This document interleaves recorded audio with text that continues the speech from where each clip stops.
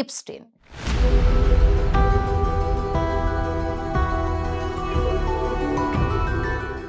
এই নামটা শুনলেই বিতর্ক, এবার সেই বিতর্ক আরো বড়। আমেরিকা সম্প্রতি প্রকাশ করেছে জেফ্রি এপস্টেইন সংক্রান্ত 30 লক্ষেরও বেশি পাতা নথি, আর সেই নথির মধ্যেই উঠে এসেছে বিশ্বের অন্যতম ধনী ব্যক্তি বিল গেটসের নাম।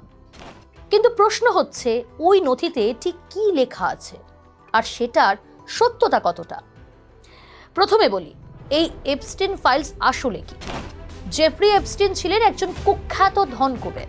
তার বিরুদ্ধে ছিল নাবালিকা যৌন নিগ্রহের গুরুতর অভিযোগ।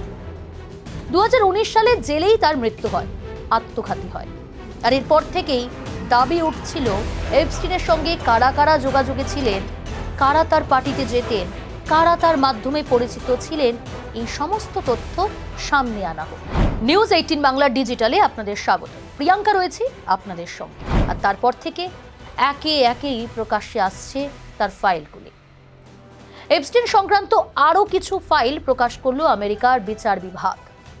নতুন প্রকাশিত ফাইলগুলির মধ্যে রয়েছে বেশ কিছু ইমেলও, যেখানে বিল গেটস নিয়ে বিস্ফোরক তথ্য প্রকাশ্যে এসেছে। কি সেই তথ্য? যৌন রোগ এসটিডিতে ভুগছেন এই ধনকুবের অর্থাৎ বিল গেটস। রুশ মহিলাদের সঙ্গে যৌন সঙ্গম করার জেরেই এই রোগ তার শরীরে থাবা বসিয়েছে বলে উল্লেখ করা হয়েছে। নিজেই নিজেকে এই ইমেলগুলো করেছিলেন এপস্টেইন, বলা যায় ড্রাফট ইমেল।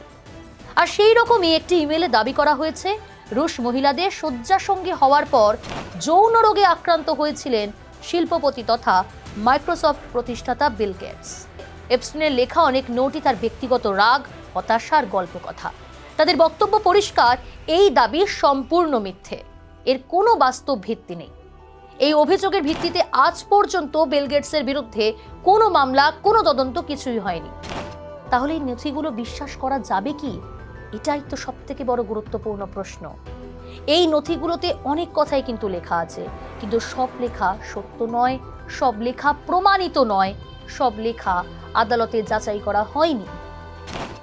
এপস্টেইন নিজে অনেক সময় লোক দেখানোর জন্য, ভয় দেখানোর জন্য বা নিজেকে বড় প্রভাবশালী প্রমাণ করতে নানা গল্প লিখতেন, এমন অভিযোগ আগেও উঠেছে এপস্টেইনের বিরুদ্ধে।